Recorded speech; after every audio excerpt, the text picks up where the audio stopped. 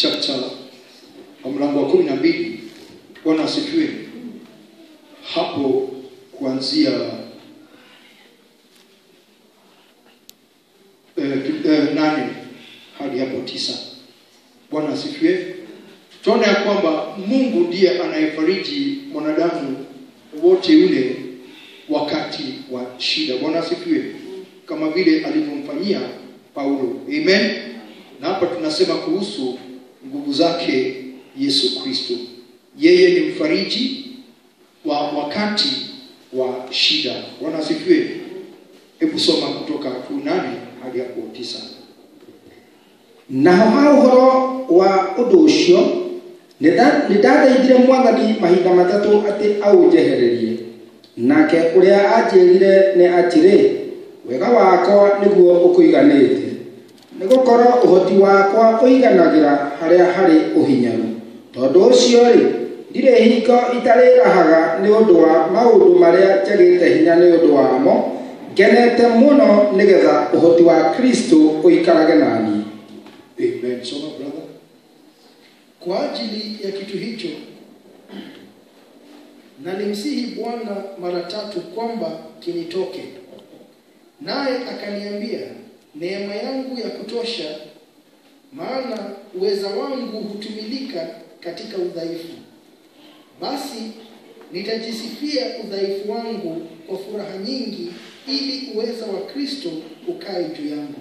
Bwana asifiwe. Wakati huu tunaona ya kwamba Paulo mtumwa wa Kristo Yesu, kulikuwa na jambo lililokuwa linamsumbua zaidi. Na mwenyewe ukiangalia hapo hata sababu inasema tuna maksudi nisipate kujivuna kupita kiasi kwa wingi wa mafunuo hayo, nalipewa mwiba katika mwili, mjumbe wa shetani, ili anipige nisije nikajivune kupita kiasi. Bwana asifiwe. Haleluya.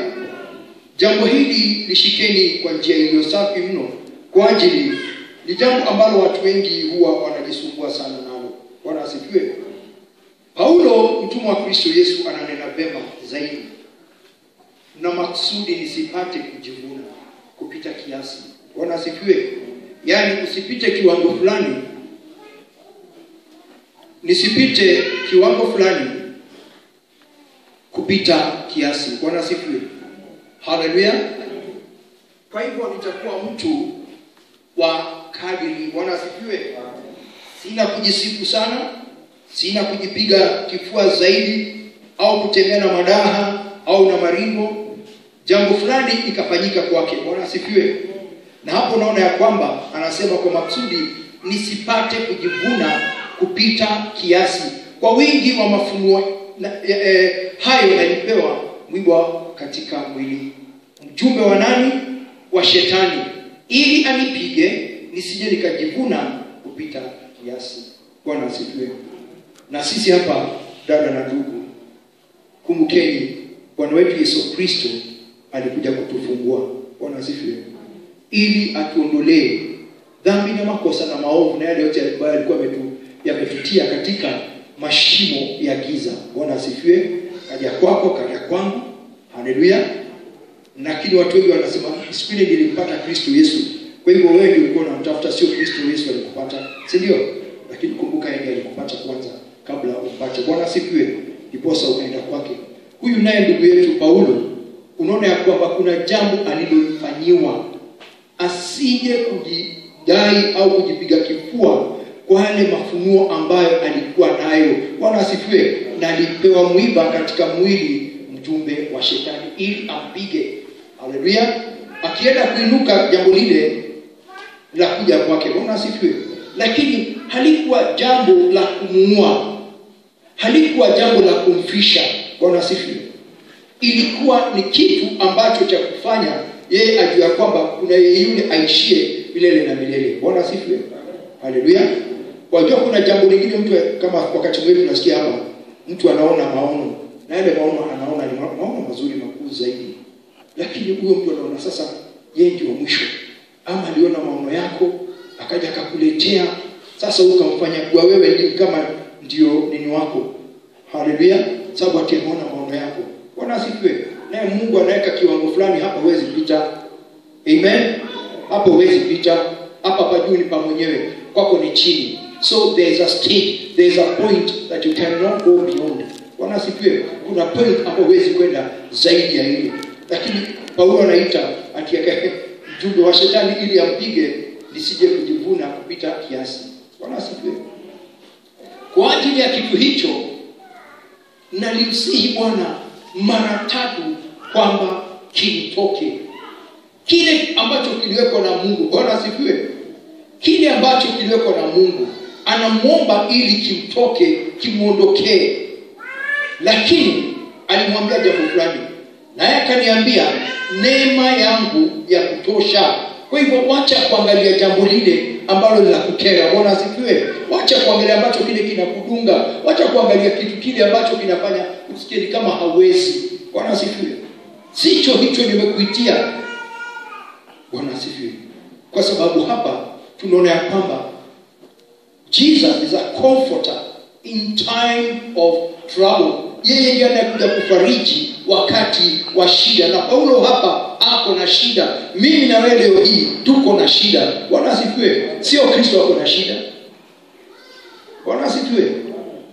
Ole wangu huko duniani kuna shida. Bwana asifiwe. Manake ule mkuu wa ulimwengu ametupwa hapa duniani. Amen. Na hapo unaona kwamba ni shetani ili ampige asije akajivuna kupita nini? Mjumbe wa shetani. Kwa hivyo kile kilichoko ndani yake ni mjumbe wa shetani. Na hiyo dada na ndugu niwaambie leo hii, huyo ndio analeta destruction, uharibifu mwingi zaidi. Kwa sababu wakati unaona Paulo anataka kufanya jambo fulani, kile kitu mjumbe wa shetani yule aliyekuwa mpige asije kujivuna zaidi, yeye anakumbuka. Bwana asifiwe. Kuna kitu ndani yake. Bwana asifiwe.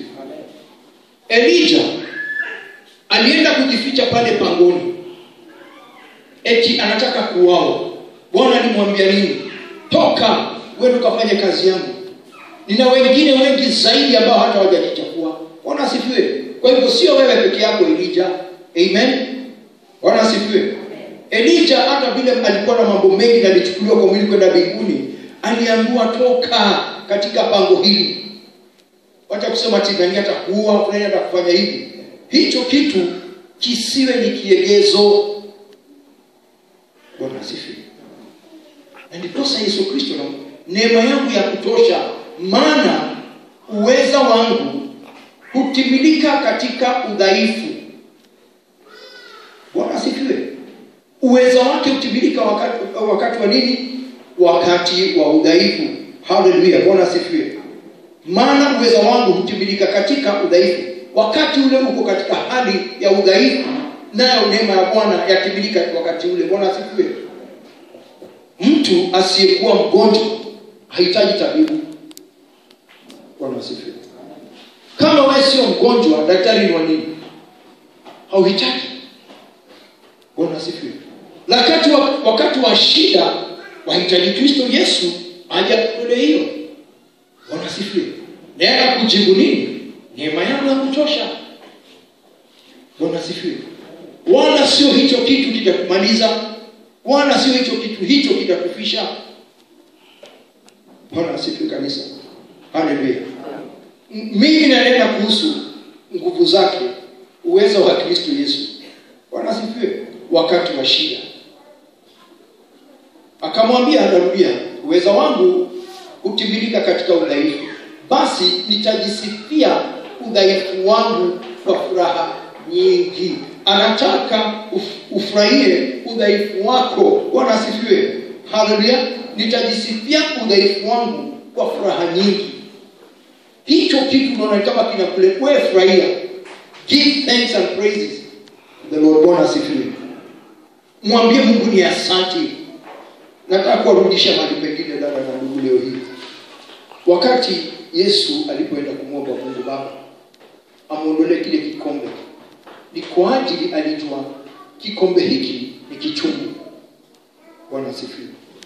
Na ni sharti atakinywea.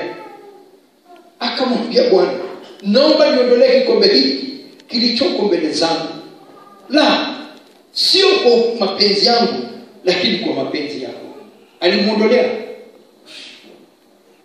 Aliondolewa? Hakuondolewa. Manake lazima lile jambo Mungu anataka lifanyike, litatendeka pasipo hata pingamizi. Wewe ukipenda na usipopenda. Bwana asifiwe. Na tunaona kwamba Yesu Kristo kile kikombe alikinywea. Bwana asifiwe. Na hapa ndipo naye Yesu Kristo anakuambia hivi: kama unataka kumfuata basi jitwike msalaba wako mfuate. Bwana asifiwe. Kwa sababu anajua huu msalaba hauwezi, atakubebea. Bwana asifiwe. Anamwambia Paulo, neema yangu ya kutosha. Don't worry Paulo. Ondoa fikra na mawazo mabaya ndani yako hata dakika hii. Bwana asifiwe. Hebu niwapatie na msicheke. Acha mimi nicheke peke yangu, usicheke washika. Haleluya. Hata ndio sicheke ndio kucheka. Siku moja nilifanya hivi. Si siku moja hivi, ni miaka ambayo imepita.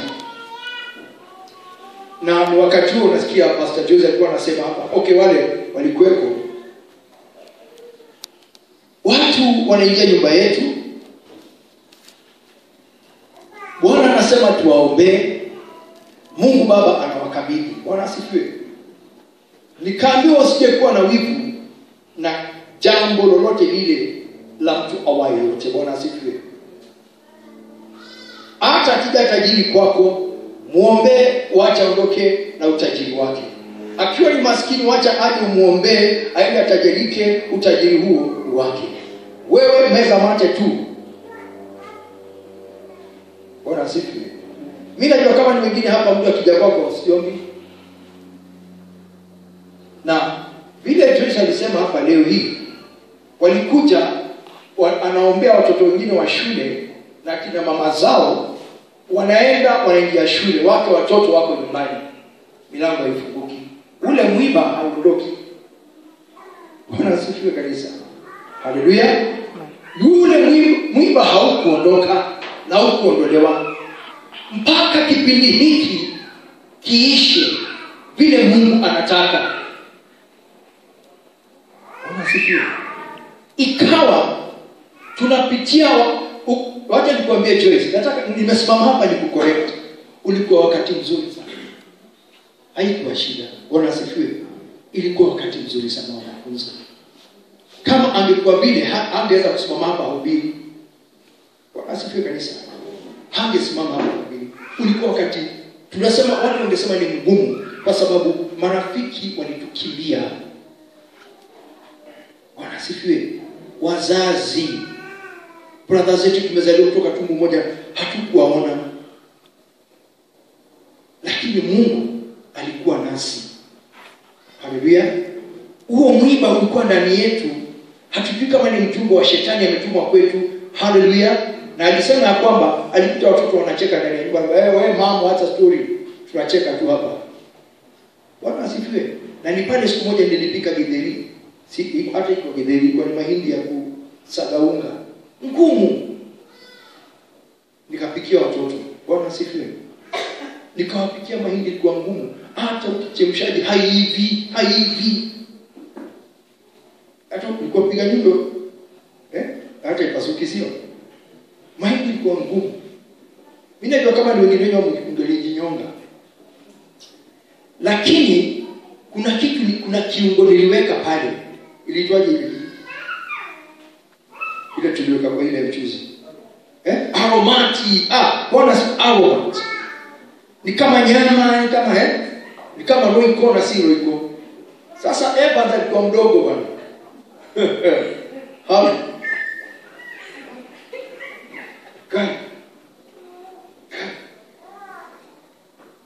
Kuni kama kile kikindi ndefu hivi ilikwisha na ichemshi. Mungu akakadiria chakula hivi. Haikuiva. Manze kwa nakula kabisa sasa hivi. Lakini kasukwa na meza mtoto wangu. Wakasema ni tamu, lakini mahindi hailiki, haikuiva. Kuni kingine ikaisha, tukachukua tena ingine haivi.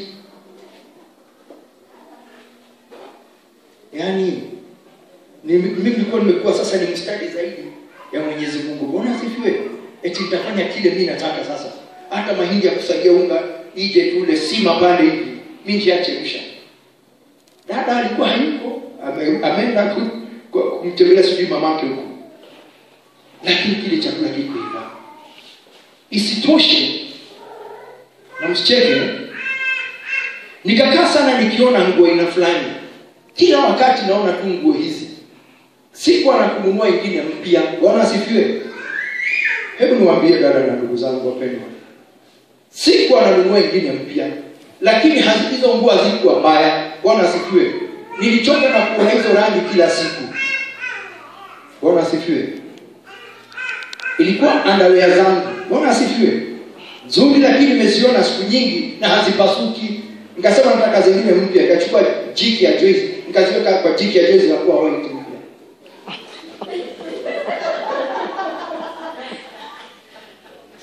Mimi ndio nilifanya. Silimwambia msicheke, mnacheka.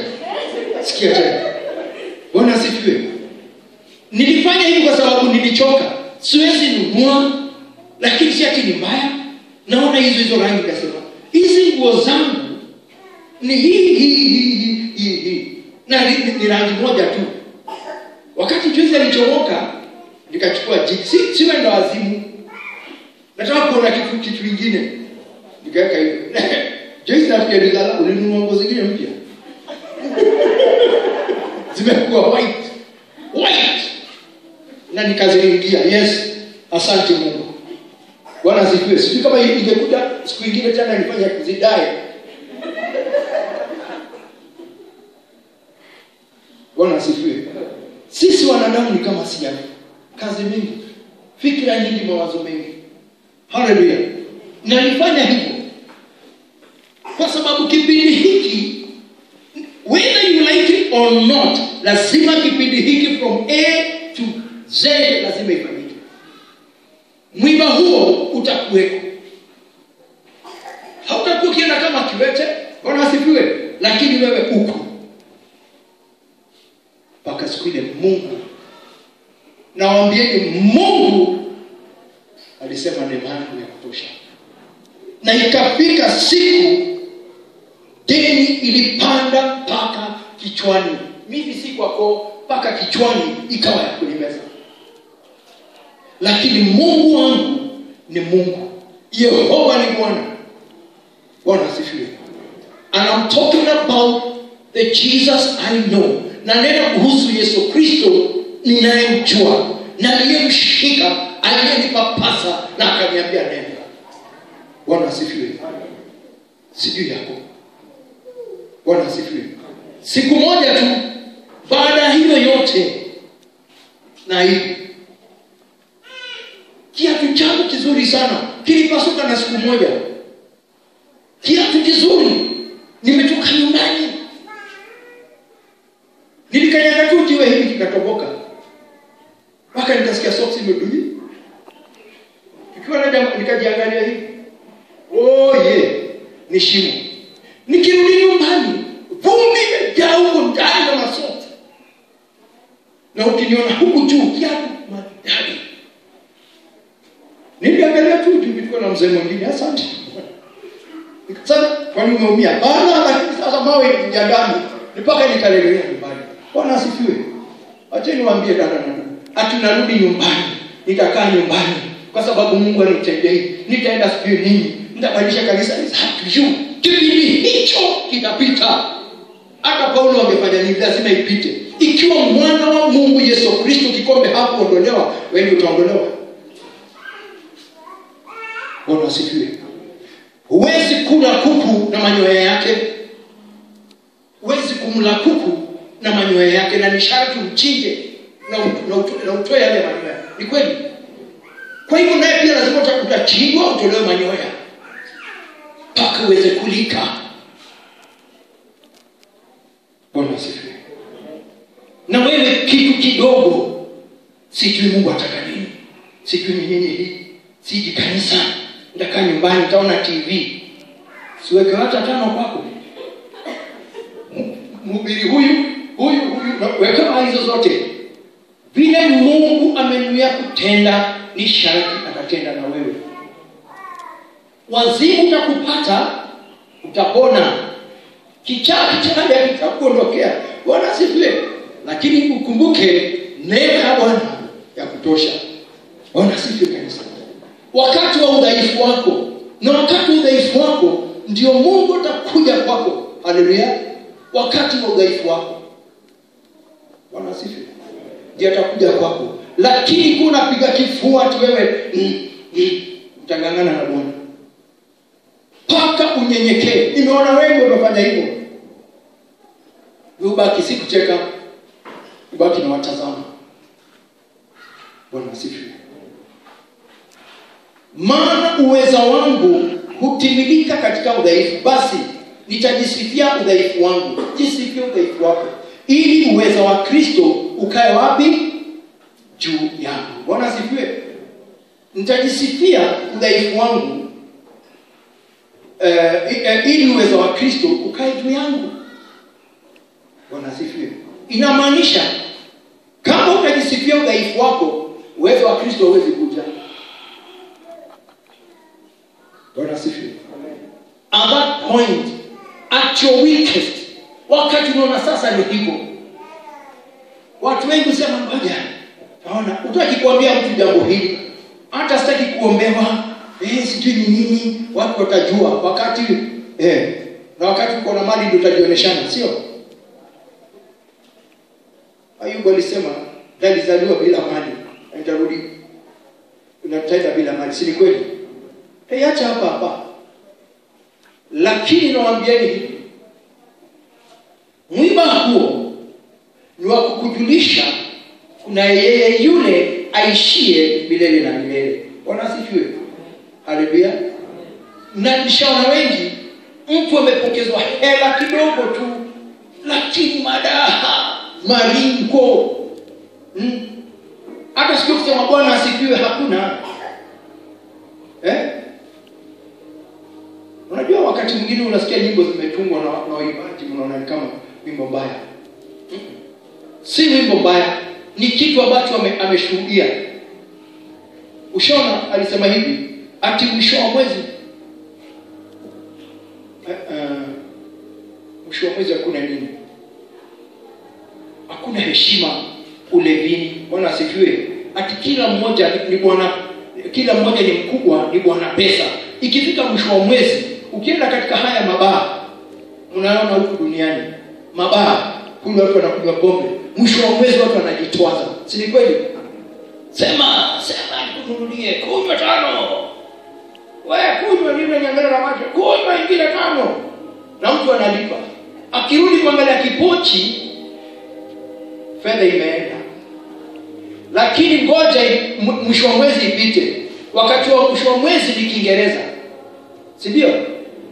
Lakini wakati fedha imekwisha, Kiingereza kimekwisha, ni Kiswahili. Bwana asifiwe. Ameacha sasa uzungu, ni Kiswahili. Bwana asifiwe kanisa. Nao wengine huwezi kumuelewa aendako atokako. Haleluya. Na hapo ndipo anasema hivi, Mungu anaweza kukuvunjia hadhi yako, akushushe. Bwana asifiwe. Akushushe mavumbini, si akumalize, akufunze namna na jinsi anavyotaka wewe mwenyewe uishi. Mwisho tumeagopa na Biblia katika Yeremia 9 yasema nini? Ndiposa siku zako za mwisho ziwe nzuri. Bwana asifiwe.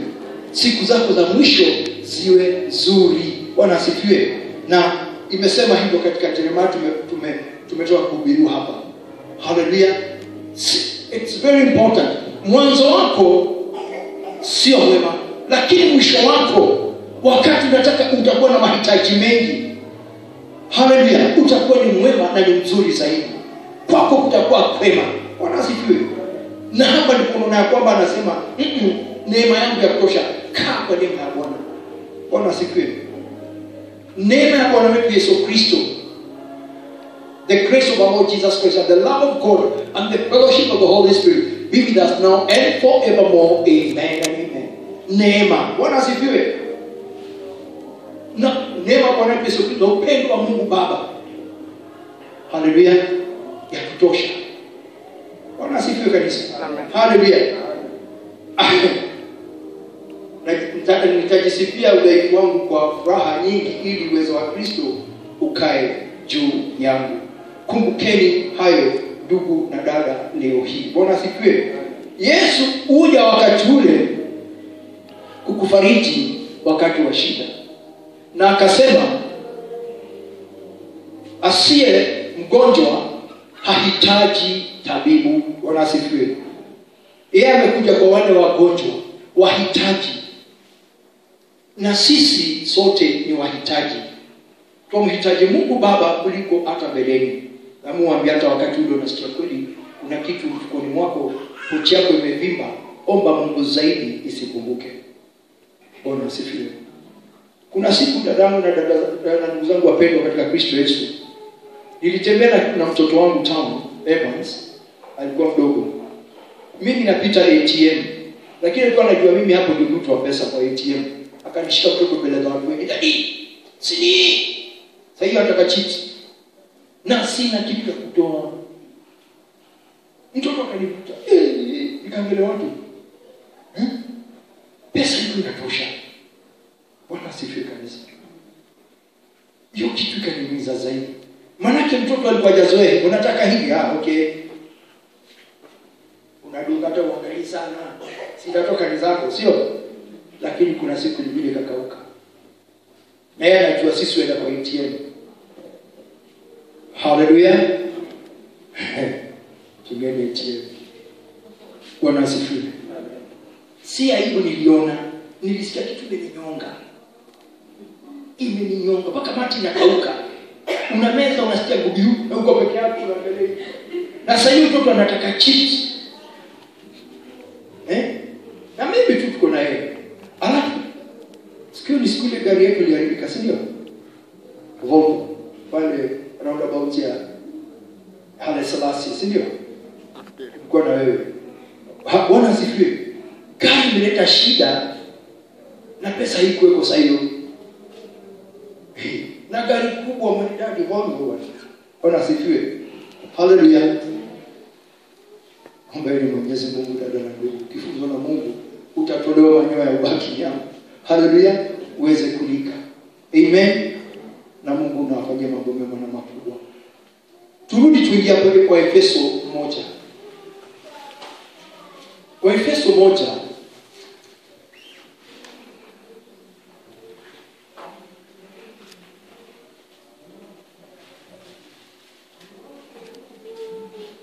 hebu soma hapo tusikie, uone nguvu zake Bwana is supreme. Bwana asifiwe. Nguvu zake, mamlaka.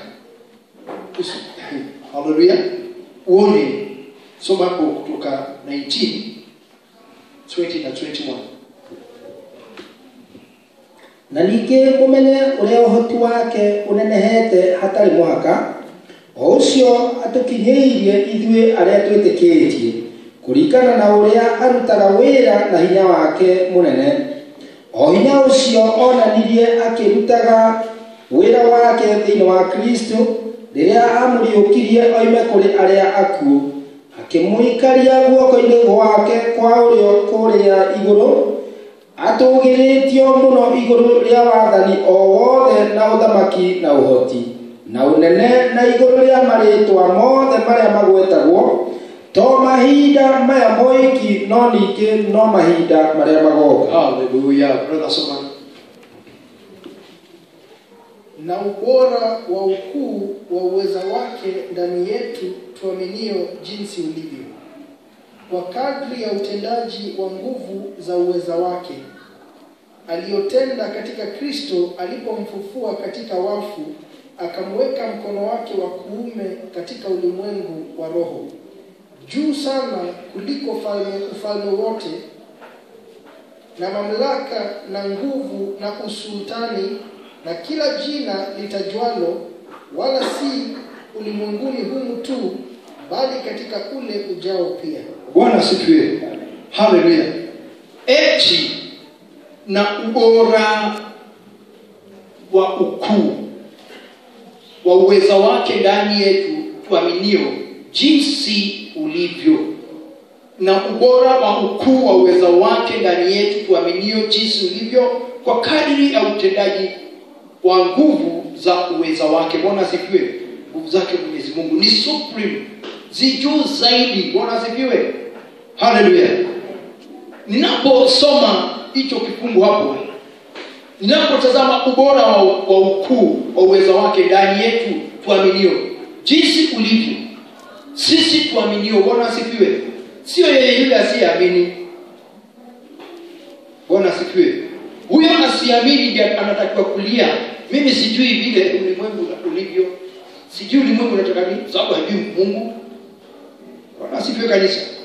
Kwa kadiri wa utendaji wa nguvu za uweza wake, kadiri ya utendaji wa nguvu za uweza wake, wanapewa sifa vile vilivyo. Haleluya. Kwa hivyo wakati nasema natazama ubora, nguvu hizi zake Mwenyezi Mungu zimepita nguvu za chochote kile kilichoko hapa ulimwenguni. Bwana asifiwe.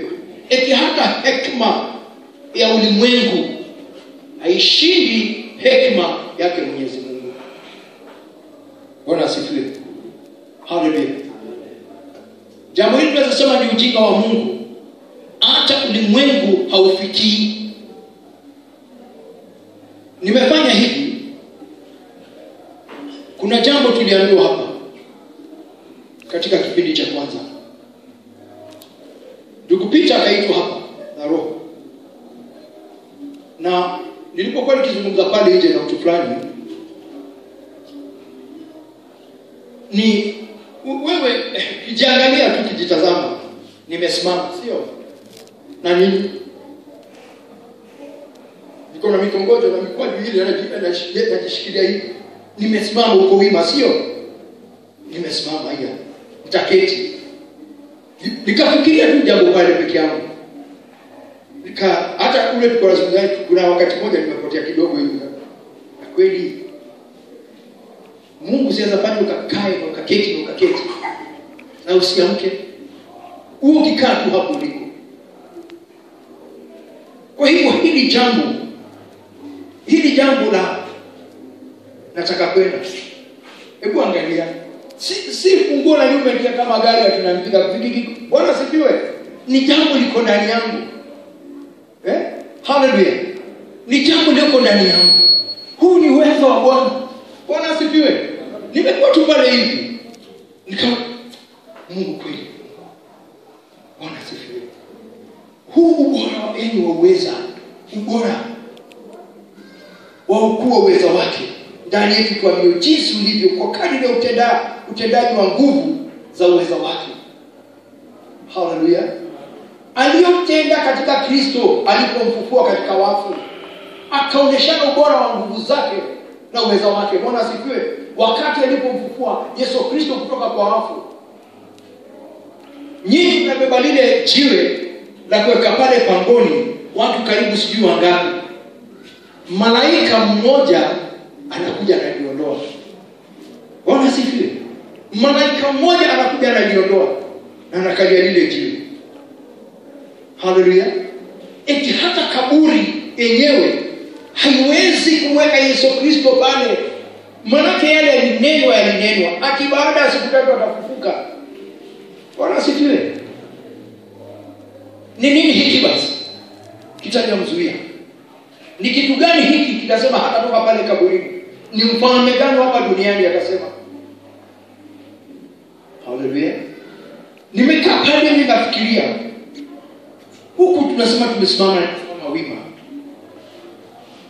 wanasema ati okay, nini za kutubalance ziko ndani ya masikio yetu, ili inatujulisha kwamba ati miguu yetu iko juu, iko chini, nimelala chani, nimelala kifudifudi. Bwana asifiwe. Ati hiyo ni ya balance. Yes, it is there. Lakini kwa uweza wa nani? Wa Mungu. Ni kwa nguvu za nani? Na neno za Mungu. Sasa unaniambiaje? Ati naona, unaniona, unanionaje? Unajuaje mimi ni mimi na wewe ni wewe? Kwa ajili ya Mungu. Bwana asifiwe. Haleluya. Yeye aliyetengeza jicho akose kuona, aliyeweka sikio hapa akose kusikia. Ni uweza wake. Bwana asifiwe. Haleluya. Na anasema hivi. Bwana asifiwe zaidi ya kushinda mbele. Bwana asifiwe. Haleluya. Apewe sifa kushinda hata kuliko mbele. Haleluya. Anasema hivi.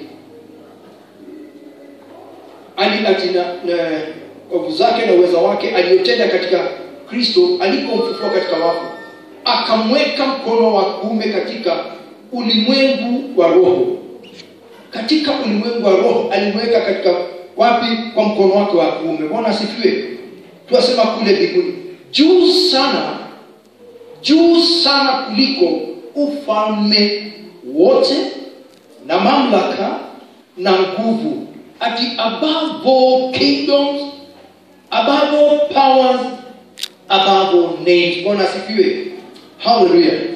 Ati alimweka juu sana kuliko ufalme wote, mamlaka na nguvu na usultani na kila jina litajwalo, wala si ulimwengu huu tu, bali katika ule ujao pia. Bwana asifiwe. Not at this time. Sio wakati huu tu, hata wakati huu tunaoangalia katika katika wakati huu ujao. Bwana asifiwe. Alimweka juu zaidi. Uone nguvu zake na uwezo wake kadiri zilivyo. Bwana asifiwe. Haleluya. Huyu Mungu na Mwana na Roho Mtakatifu wakiwa pamoja ni nguvu kweli, na hizo ndizo tunapokezwa hata leo hii. Bwana asifiwe. Mimi husema ni asante kwa ajili aliposema fulani, mimi nitakuwa ndani yako nawe ndani yangu. Bwana asifiwe. Hakuna kusema hapana. Yes, akiwa ndani yangu nitaweza kutenda kadiri ya mapenzi yake na vile atakavyo. Bwana asifiwe kanisa. Akiwa ndani yangu au ndani yako utaweza kutenda vile yeye utenda. Kwa nini? Yesu mwana wa Mungu alisema hivi, sitendi lolote lile kwa kujiambia kwangu mimi mwenyewe, bali kama vile Mungu Baba atendavyo ndivyo nitendavyo. Bwana asifiwe. Hata dakika hii mkanishika na munipige, Mungu atakosa kutenda vile ana mapenzi yake. Bwana asifiwe. Kwa hivyo anatenda yote alipomuona babaye akitenda mbinguni. Hivyo ndivyo anavyotenda. Na vivyo hivyo ndivyo alipowaambia mitume, nendeni mkatende. Bwana asifiwe. So the power came from above. Hallelujah. Kwa Mwana ikaingia pia kwa mitume. Na mitume nao wakaambiwa, nenda mtafute wengine na mwafanye wanafunzi wangu. Hallelujah. Bwana asifiwe. Na basi nani alikuwa anatafuta huko Afrika? Nafikiri Matthew alikuwa hapa Ethiopia. Akaja huko Ethiopia anatafuta wengine. Unajua the spirit ya Mungu inapotembea kila mahali. Bwana asifiwe. Hallelujah. Ndiposa dada na ndugu yuko hapa leo hii. Bwana asifiwe. Usije kudanganywa na mtu awaye yote. Hallelujah. Mimi ndio nilijipeleka. Kwenda wapi? Sijui watu wanazungumza. Mimi ndio nilijipeleka. Nikajipeleka. Haukujipeleka. Mungu Baba alikupelekeza kwa Kristo Yesu. Bwana asifiwe. Chaguo ilikuwa ya Mungu Baba. Kristo Yesu tunasema alichagua mitume au wanafunzi 12, lakini Biblia inasema hivi, Mungu Baba, hawa ulionipatia wangalipo. Bwana asifiwe. Wale ulinipatia Lakini Kristo Yesu ndiye alichagua. Kwa hivyo wakati Yesu Kristo alipokuwa kila chagua huyo watimie 12 au 13, ilikuwa ni Mungu Baba mapenzi yake. Bwana sifiwe. Sio mapenzi ya Kristo Yesu, kwa sababu alisema wale ulionipa. Mimi nasema vile maandiko imesema, wale ulionipa hakuna hata mmoja amepotea. Bwana sifiwe. So vivyo hivyo nao wewe ni mwanafunzi wake. Kwanza ameacha kukuita mtumwa, amekuita rafiki. Haleluya. Na sasa hivi tumesikia nini? Neema yake ya kutosha. Yeye huyu ambaye yuko juu sana kuliko ufalme wote, mamlaka na nguvu na usultani na kila jina litajalo wala si ulimwengu huu tu, bali katika ule ujao. Akavitia vitu vyote chini ya miguu yake, akamweka awe kichwa juu ya vitu vyote kwa ajili ya kanisa, ambalo ndilo mwili wake, ukamilifu wake, anayekamilika kwa vyote katika vyote. Usoma hili brother. Oh Lord God Almighty. Hallelujah.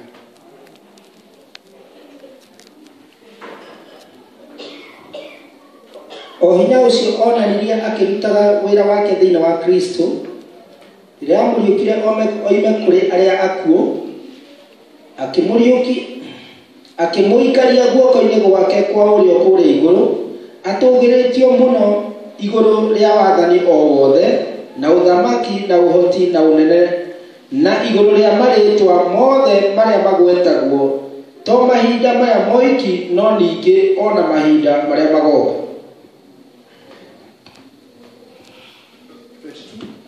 Na ningĩ akĩiga maũndũ mothe rungu rwa magũrũ make maathagwo nĩwe, akĩmũtua mũnene wa gwathaga maũndũ mothe harĩ kanitha.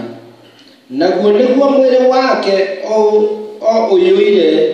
ũiyũru wake, we ũiyũrĩte maũndũ mothe na ona kũndũ guothe. Kusoma kwa Kiswahili.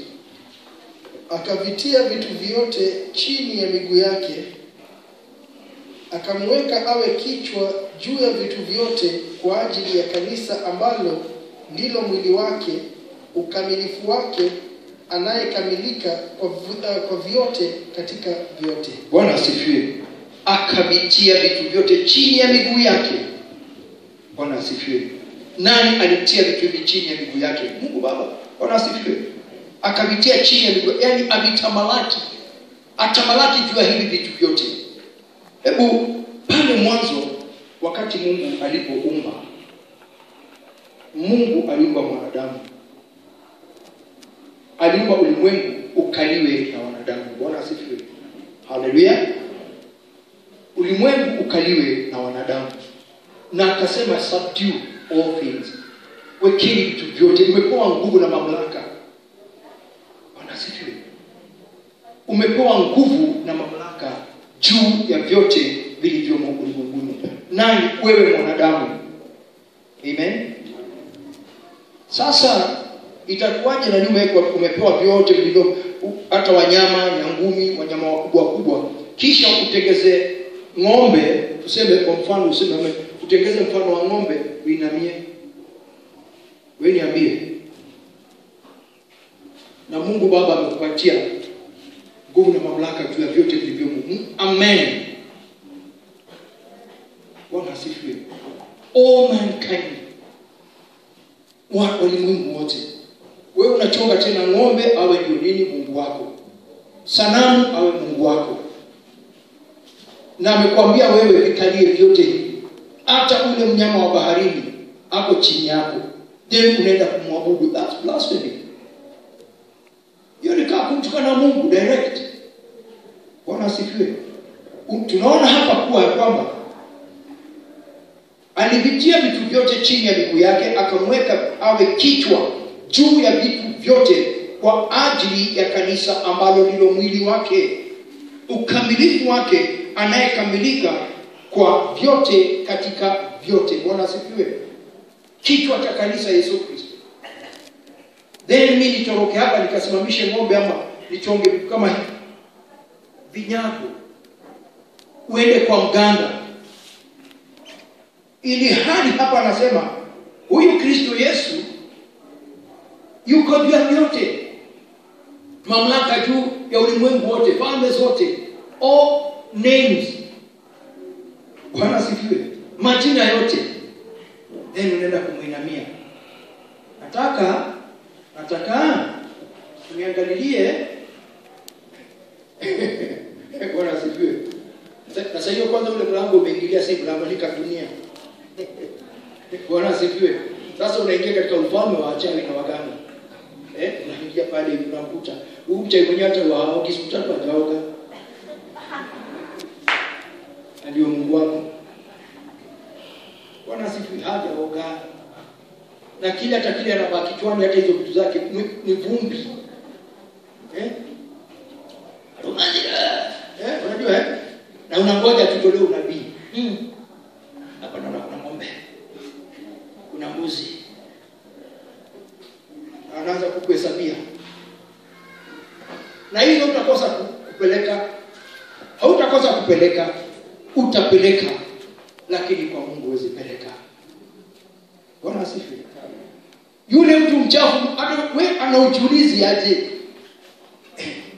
Hii nyumba naingia, mlango ni gunia. My Lord, my God, my Savior. Uone aibu. Hapo na kuonekana kamkishu kale kamkia kang'ombe, hata kashakusha kaezi kukasi, kamezeka kameka hivi. Sasa hili linakutia. Ati mtu anakuja kufanya nini? Mwambie shida katika jina la Yesu Kristo. Na wewe kumtolea unabii, mwambie aokoke. Bwana asifiwe. Sasa nakufanya na watu wengi washaenda huko. Bwana asifiwe. Ama sivyo ndugu? Si kweli? Ukisikia ni mchawi mkubwa unavuka mpaka mipaka. Uende mpaka sijui wa Tanzania huko Pemba huko. Uende huko Bagamoyo. Uvuke mpaka visiwani huko Nyamafu. Hallelujah. Uende wapi milimani. Bwana akusikia bwana, nimetaja nini? Ivan Wright anasema hivi. Akavikia vitu vyote chini ya miguu yake, akaweka awe kichwa juu ya vitu vyote. Bwana asifiwe. Kwa ajili ya nini? Juu ya vitu kwa ajili ya nini? Kwa ajili ya kanisa, ambalo ndilo mwili wake, ukamilifu wake, anayekamilika kwa vyote na katika vyote. Kwa hivyo inamaanisha amekamilika kwako ndugu, amekamilika kwako dada, amekamilika kwako. Bwana asifiwe. Hallelujah. So huyu mtu mwingine anatoka hapa. The power of Christ. Bwana asifiwe. Ili ametwikwa kanisa, meaning nguvu na uweza na mamlaka yako ndani ya kanisa. Wacheni kwenda out of the church. Bwana asifiwe. Hallelujah.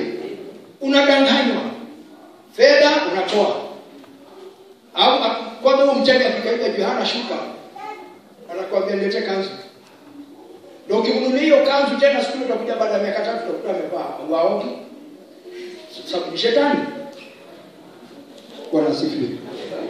Mwangalie mimi hata mikono yake. Ukiona na siku lima analima. Kwanza wachawi wamepewa sura mbaya. Ushaona hiyo? Sura mbaya unaenda hapo. Naye anasema hawa wajinga. Unaona hiyo? Bwana asifiwe. Wanaoenda kwa wachawi, kwa waganga, anayekuchongea haka kakitu ka sanamu, utafanana na hizo sanamu. Bwana asifiwe. Maandiko yamekwambia hivyo. Huyu tunayemnena anasema nini? Yeye ndio kichwa juu ya vitu vyote kwa ajili ya kanisa. So he has given the power and authority to the church. Amepatia kanisa nguvu na mamlaka na uweza na uponya ndani ya kanisa. Bwana asifiwe. Haleluya. Bwana asifiwe. Kwa sababu kanisa linasema ndio mwili wake. Kwa hivyo unapokaa hapa wewe ni mwili wa Kristo Yesu. Bwana asifiwe. Sisi ni viungo. Bwana asifiwe kanisa. Sisi tu viungo vyake, kwa sababu nguvu zake ziko juu ya vyote. A supreme. Amen. tunapokuja kukamilisha, hebu tujia Wafilipi 3.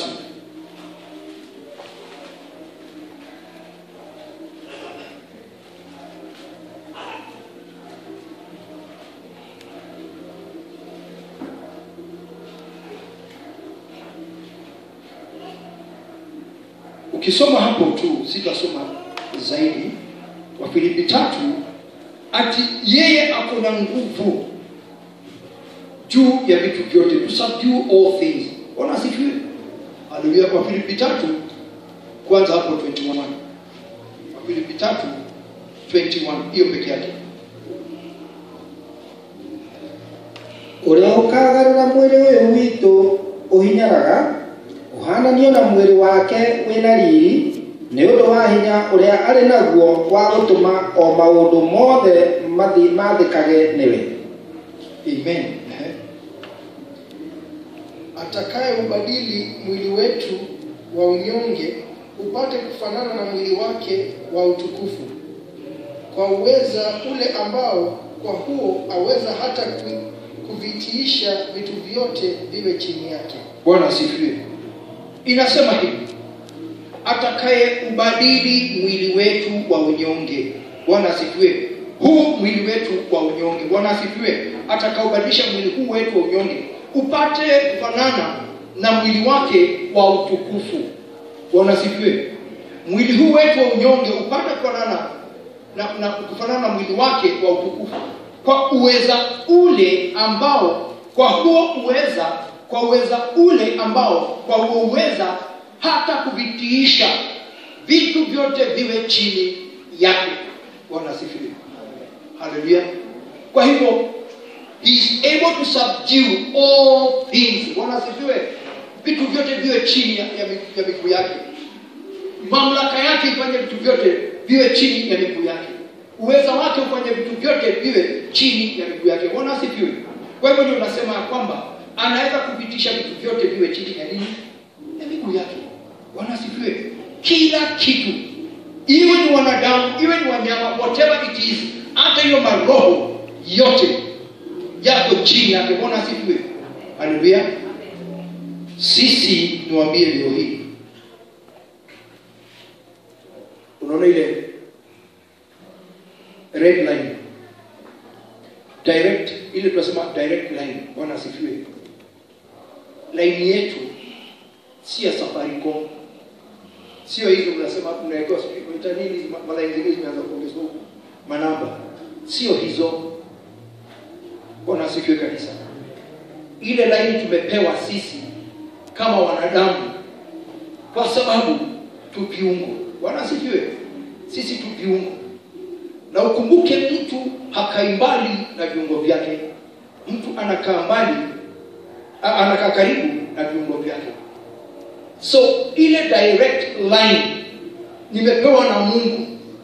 Eti niendapo kupiga magoti hivi, anajua mahitaji yangu. Bwana asifiwe. Anajua mahitaji yangu. Even before niseme our Father who art in heaven, hata kabla niseme baba yetu, anajua mahitaji yangu. Hiyo ni direct line. Bwana asifiwe. Haleluya.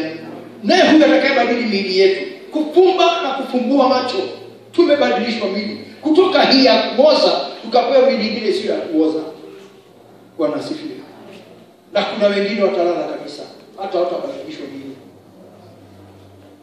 Bwana asifiwe. Jehova tutakuwa pande gani?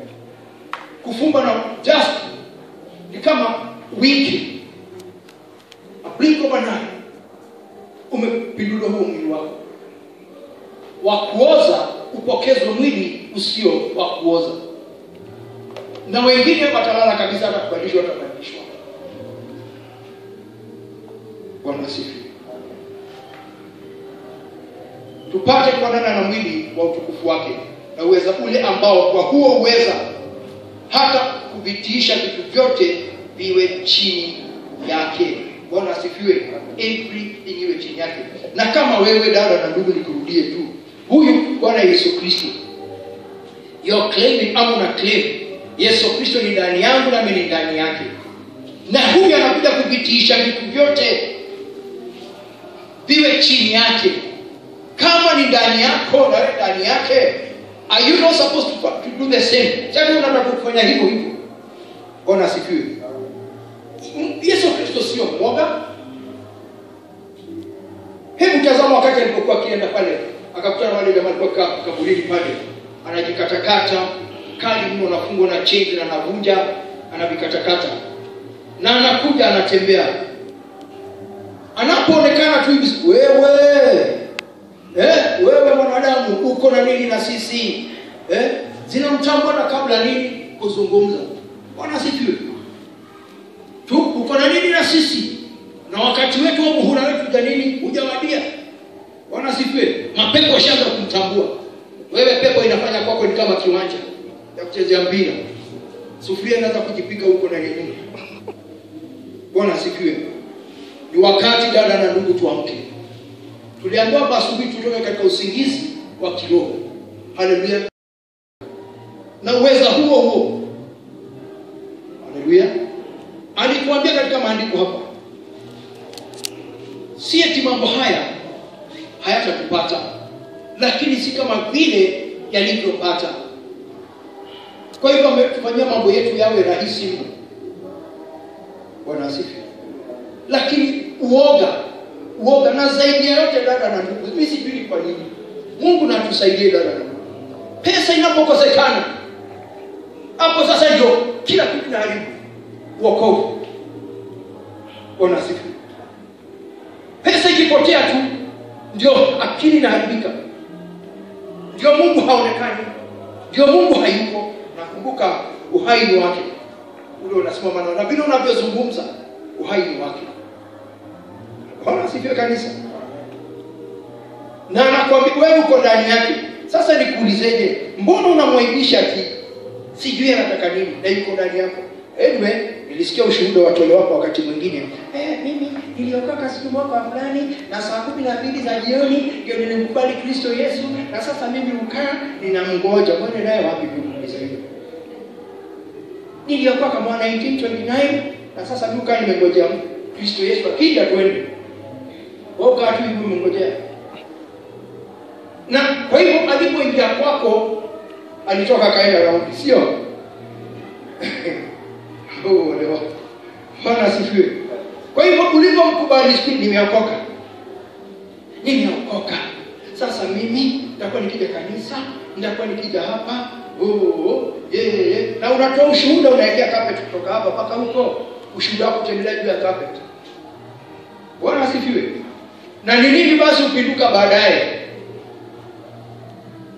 Hapa pakipunguka kidogo au paliwekwa hapa hivi kipunguka usikia haitoi, kuna Mungu. Na umeokoka. Kuna muda wa purging ya kuoshwa. Bwana asifiwe. Wakati nimeokoka, nimeanza kuoshwa ili ya dunia niondolewe, anisafishe, anitakase. Bwana asifiwe. Na huyo Mungu aje anitweze, anijaribu, aone pale moyo wangu liko. Bwana asifiwe. Haleluya. Yes, nimeokoka. Nani amekwambia utaokoka leo hii hapo umeokoka? Okoka leo tuone kama utaenda. Tuambie leo tukuombe. Uokoke tuone kama utatoka hapa sababu kuokoka umepaa paka rudi kwa nyumba huko saa hii. Bwana asifiwe. Ama sasa umeokoka leo hii, utaonana na ugali tena magidiri. Wewe tuambie. Hata labda unaokoka hapa na wewe kula. Yes, mwanadamu. Bwana asifiwe. Mungu waweza okoka leo hii dada na ndugu. Si kusema sasa nimeokoka, Mungu ameweza kukuongezea mali papo hapo. Bwana asifiwe. Sio papo hapo. Yesu Kristo pia vile vile hakupokea utukufu ule akonao dakika hii siku ile kutoka katika tumbo la Maria. Bwana asifiwe. Yes, ni Emmanuel, Mungu pamoja nasi. Haleluya.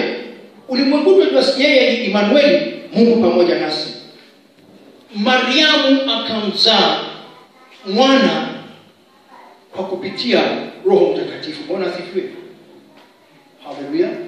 ni mwana mtakatifu, lakini alizaliwa kama vile mtoto mwingine awaye yote uzaliwa. Lakini tofauti ni Immanueli, Mungu pamoja na, ili tukae naye, tumguse, atunene hapa kwa hapa, tuelewe Mungu vile alivyo, kisha tuambie yeye ndio njia, ukweli na uhai. Bwana asifiwe. Ati hakuna yeyote unatakaona Mungu Baba amekaa katika kiti chake cha enzi pasipo kupitia kwa Kristo Yesu. Bwana asifiwe. Haleluya. Mwenye nguvu, mwenye uweza, mwenye utukufu wote, above all kingdoms, above all nations, above all powers and above all names. Bwana asifiwe. Hakuna. Ndiposa mnaona kanisa inapigana nayo zaidi. Hata ikiwezekana wateule washikwe. Bwana asifiwe. Hapa na neno hilo kwa ajili ni nini inaweza fanya tutengane na Kristo Yesu? Ni njaa, ni kifo, ni mavazi, ukosefu wa fedha. Zamani ulikuwa unatembea kwenda kanisani, lakini leo siwezi tembea. Alikuwa nipatie pesa akaya, siwezi enda kanisa sababu sina hela. Niwapatie history kidogo tu. Zamani akina dada hawa mlikutaka Victory, walikuwa nasikia watu wanaenda Gashie. Niwaambie, walikuwa wanaenda, unasikia watu wanaenda Gashie. Na mtu waleni kusema hivyo, ako na mimba na hapa mgongoni ako na mtoto mwingine.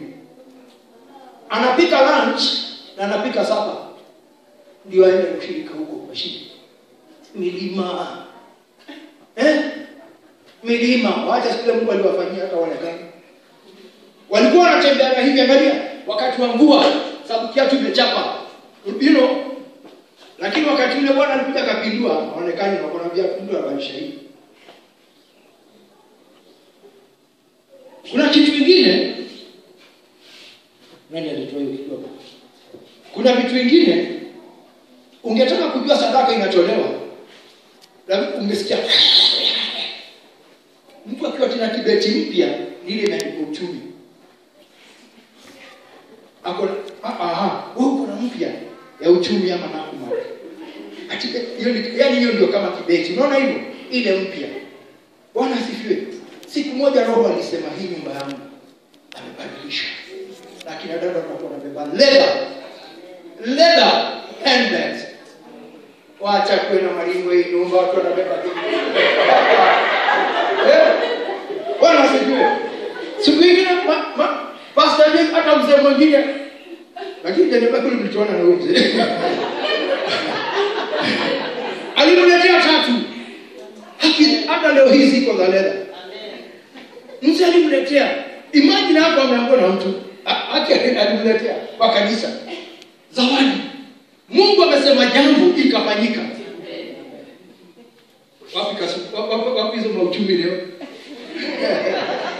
Wapi hizo uchumi maini? Angalia kama kuna uchumi hapa. Iko wapi? Iko nani? Zilisha. Kibeti. Hiyo ni uchumi. Ama nako. Mimi nasema makaratasi. Ulikuwa unasema mtu anapoa Bible.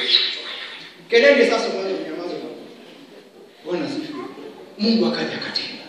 Kwa sababu usemi wa kinywa cha Mungu ni wa kudumu na ahadi zake ni za milele na milele. Bwana asifiwe. Kuna mtu anadili. Unaona ile kibeti kimeko pale? Huyo mtoto anaonaje? Anasema Bwana asifiwe. Haleluya. Huyo msichana alikuwa anaingia Mungu na anachukua drama. Bwana asifiwe. Atakiwa na mimi. Nilikuwa naona anachukua drama. Anachezea Bwana. Bwana akampa kazi. Bwana asifiwe. Mbona kila hiyo unasema asante? Na kingine kwa kana msumbua pale kunipangilia hivi kila siku. Mpaka mama anakataza ati kuna siku mikono yangu hapa. Bwana asifiwe. Choo moja. Kalipa. Sitatoka hapa bila supu leo. Supu ndio atalipa supu. Ama vipi program from TZ? Ama vipi? Amen. Enoch amesema. Haleluya. Bwana asifiwe. Kwa hivyo ni vyema dada na ndugu, wakati unaona Mungu anatenda, haleluya, anakutendea, ndiposa siku zako za mwisho ziwe nzuri kama vile tulivyohubiriwa. Bwana asifiwe. Na tukijua kwamba yeye ndio anaweka vitu vyote chini. Hata hiyo shida iko chini. Bwana asifiwe. Hata hiyo dhiki iko chini. Magonjwa yote yako chini. Bwana asifiwe. Wakati dada alikuwa katika kupitia hiyo mjeredi yake 39 iliyopigwa tukapona. Ukihesabu magonjwa yale hapo ni kama almost 39. Corona, homa, nini, kasumba, mambo mengi mpaka yote magonjwa yalichagwa ikaisha. Na ukumbuke Bwana alisema sitawapiga na magonjwa mazito kama yale nilipigwa wa Misri. Bwana asifiwe. Sitawapiga. Na zaidi ya yote akatuambia kuna jambo linakuja. Kaeni vema. Bwana asifiwe. Ai, tushikwe na hiyo corona sasa. Bwana asifiwe. Atushikwe na corona. Sababu alisema tukimwomba hata mmoja wetu, hata wa familia zetu. Bwana asifiwe. Haleluya. Tujue nguvu zake na uwezo wake. Haleluya. Yeye ndiye Alpha na Omega, kwa sababu amesubdue all things, akaziweka chini ya miguu yake. Nasi tuamini yeye ni Kristo na ni Bwana na Mwokozi wa maisha na moyo yetu siku hii ya leo na hapo. Bwana asifiwe. Na Mungu nawapende na angazie nuru ya uso wake. Amen. Amen.